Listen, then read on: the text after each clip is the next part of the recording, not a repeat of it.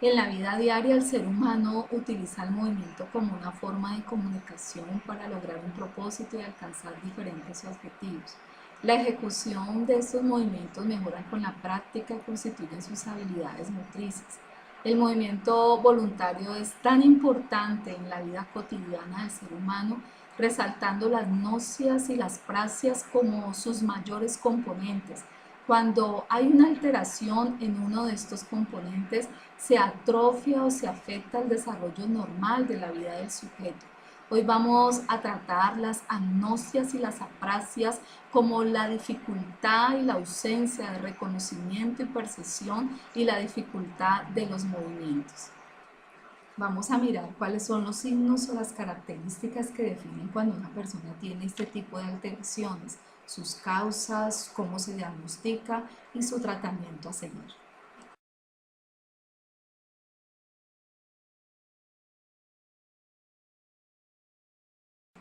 Las prasias son facultades referentes a los movimientos y están relacionadas con el lóbulo frontal y otras áreas del cerebro.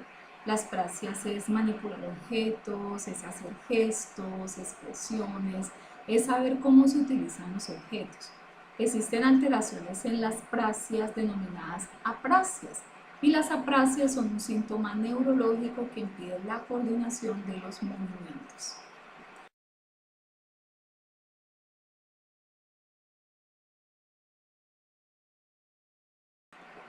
Las gnostias dentro de la psicología es una facultad que tiene el individuo para reconocer y percibir correctamente los estímulos del medio. Las gnostias es saber qué es, para qué sirve, y existen alteraciones en ellas denominadas agnosias, que son alteraciones en el reconocimiento. Las agnosias es una condición que presenta el individuo en donde no puede interpretar correctamente los estímulos sensoriales. Las agnosias no son de origen neurológico. Si veo esta peineta, tengo que saber que es un objeto que sirve para el cabello, que se utiliza para peinarme, que aporta el estar bien arreglada en mi cabello y esto representa la agnosia. Pero también tengo que saber cómo se utiliza. Esto representaría la praxis. Si veo estas llaves, tengo que saber que estas llaves es un instrumento para abrir una puerta, para qué me sirve, para qué la utilizo, y eso representa la agnosia. Cuando veo una alteración en la agnosia, veo este objeto, lo observo, lo percibo y no sé qué es. Si no puedo interpretar correctamente mis estímulos sensoriales, entonces no puedo saber qué es este objeto, para qué me sirve. En las aprasias puedo saber qué es, puedo reconocer que esto es una llave, pero no puedo utilizarlo, no sé cómo utilizarlo.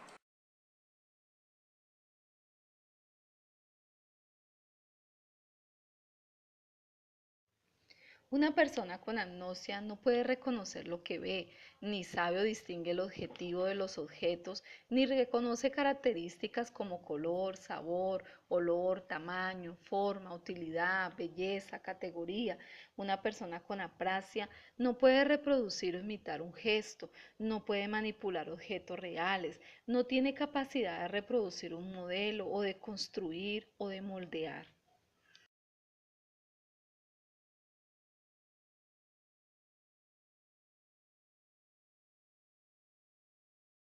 En la praxis ideomotora, la persona puede imaginar correctamente la secuencia de las acciones para realizar una conducta determinada, pero es incapaz de llevarla a cabo físicamente. La persona no puede ejecutar o imitar un gesto como un adiós, como un hola o poner la cara de enfadado. Este tipo de apraxias afecta la realización de los movimientos. Es la incapacidad para la reproducción o imitación de gestos. En la praxia ideatoria, el sujeto no solamente tiene la dificultad para realizar tareas coordinadas, sino que también tiene dificultad para imaginarlas. Es incapaz en muchos casos de imaginar la secuencia correcta de las tareas. Esta praxia se presenta en enfermedades neurodegenerativas como la demencia, por enfermedades como el Alzheimer, como el Parkinson. En este tipo de aprasias, el sujeto es incapaz de manipular objetos, de tomar objetos, de manipularlos, como por ejemplo, el sujeto es incapaz de tomar una tijera, de cortar, es incapaz de coser un botón, de colocarle una tuerca a un tornillo, es incapaz, por ejemplo, de encender una cerilla. Como su nombre lo indica, es la incapacidad de construcción y de reproducción. La persona con aprasia constructiva no puede reproducir un modelo como un dibujo, no puede construir un rompecabezas, no puede construir una receta, no puede moldear con plastilina, con arcilla o con barro. En la incapacidad de vestirse y de disponer de las prendas de acuerdo a la parte del cuerpo correspondiente. La persona pierde la orientación de la ropa y no puede vestirse de una manera autónoma. Este tipo de aprasias puede presentarse en la fase avanzada de enfermedades como el Alzheimer.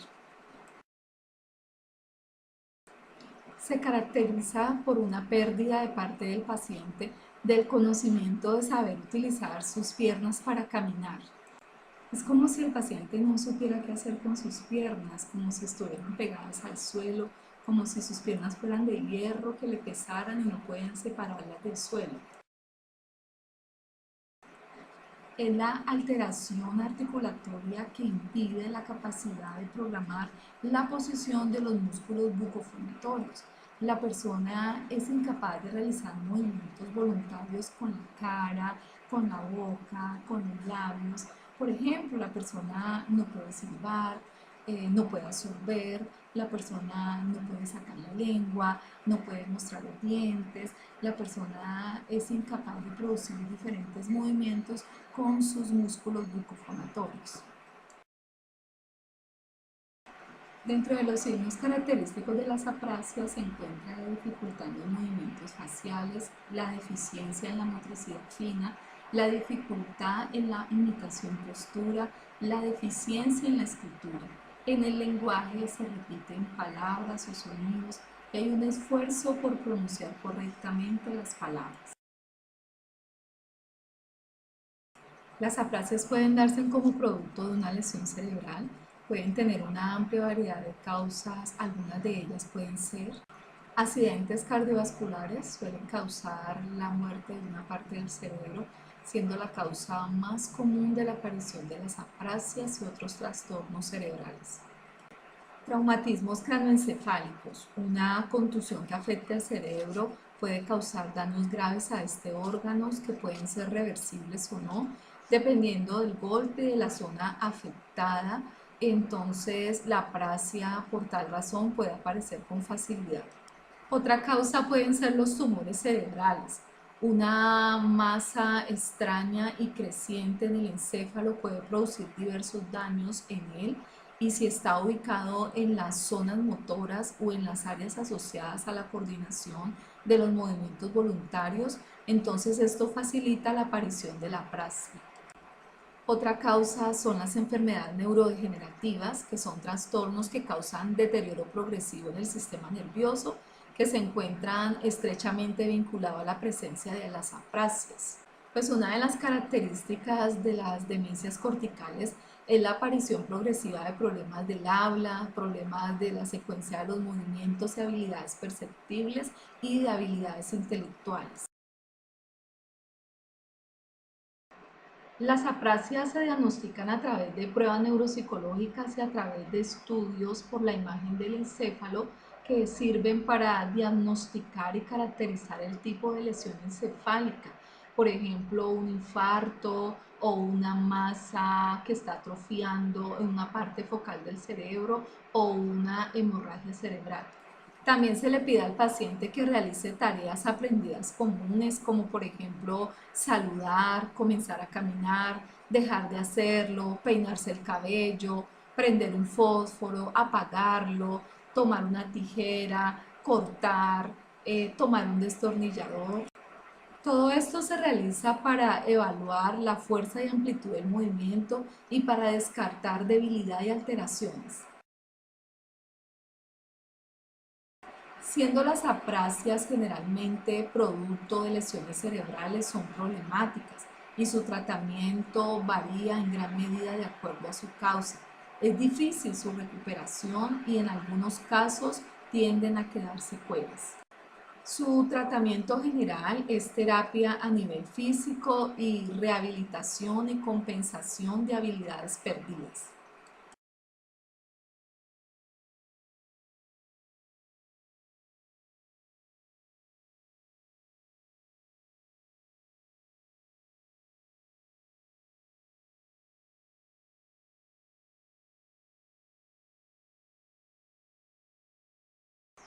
Entre los diferentes tipos de agnosia se encuentran las agnosias visuales, que es la capacidad de reconocer estímulos visuales familiares. La persona puede ver, pero es incapaz de reconocer el significado de lo que ve. Se pueden presentar disociaciones para el reconocimiento de objetos, caras, colores, palabras o para integrar las partes de un estímulo complejo. Entre los diferentes tipos de agnosias visuales se encuentran las agnosias aperceptivas, las asociativas, las agnosias para objetos, la simultánea, la propopagnosia, las agnosias para el movimiento, la alesia agnósica y también se encuentra la agnosia cromática. Quiero resaltar a la propopagnosia por ser la incapacidad de reconocimiento de rostros o caras conocidas y por ser la incapacidad de reconocer nuestro propio rostro ante un espejo. La propopagnosia la padece casi el 2% de la población mundial. La agnosia cromática es la incapacidad de identificar los colores y esta también puede estar formada con otras agnosias formando parte de un trastorno neurológico. También la agnosia para el movimiento, que es la incapacidad o es la imposibilidad de poder identificar un objeto cuando está en movimiento. Las lesiones en las áreas asociativas del lóbulo temporal producen agnosias auditivas que traen deterioro en la capacidad para reconocer el significado de los estímulos acústicos no verbales sin que hayan déficits sensoriales. Existen diferentes modalidades de agnosias auditivas que afectan la comprensión de los sonidos, el reconocimiento de la música o el reconocimiento verbal, llamadas amusias, agnosias verbales y agnosias para los sonidos. Otro tipo de agnosias son las somatosensoriales, que son trastornos producidos por una lesión en las áreas somestésicas de las zonas parietales. Estas son las asterognosias, que es la incapacidad de reconocer objetos por medio del tacto.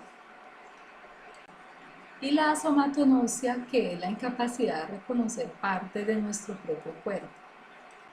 Existen también las agnosias olfatorias, que es la pérdida temporal o prolongada de la capacidad de reconocer los olores, así se huelan. Entre ellas se encuentra la hiposmia, la anosmia selectiva, la caposmia, la parosmia y la hiperosmia. Entre los síntomas de las agnosias se encuentra la no identificación de las cosas en lo global y en lo particular, la pérdida de la capacidad de reconocimiento de los objetos previamente conocidos por el sujeto. Se encuentra la degeneración de la estructura corporal, la pérdida de la comprensión del lenguaje hablado. Las agnosias y sus diferentes tipos son síntomas de otros trastornos y enfermedades más complejas, como lo son las demencias, el Alzheimer, traumatismos craneoencefálicos, intoxicaciones por sustancias como el monóxido de carbono y otros trastornos neurológicos.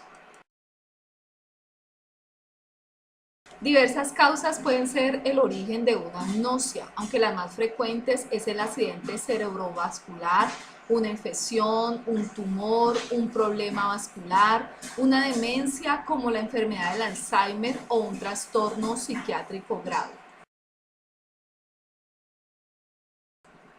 Para el diagnóstico de las agnosias, por regla general, en la primera etapa, el médico solicita al paciente identificar objetos comunes aplicando los diferentes sentidos.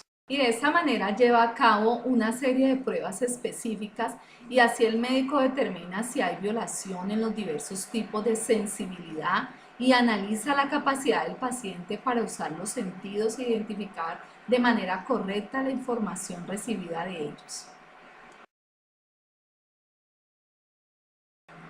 Para el tratamiento de las agnosias, el objetivo principal es tratar la enfermedad subyacente que conduce a un daño cerebral y a la aparición de la agnosia. Para compensar las manifestaciones de la agnosia, a menudo se recurre a neuropsicólogos, médicos y terapeutas ocupacionales. En la práctica del tratamiento se lleva a cabo con mayor frecuencia en un periodo de 3 meses y en los casos normales ese es el tiempo suficiente para la recuperación del paciente, aunque el proceso puede retrasarse durante un periodo más largo.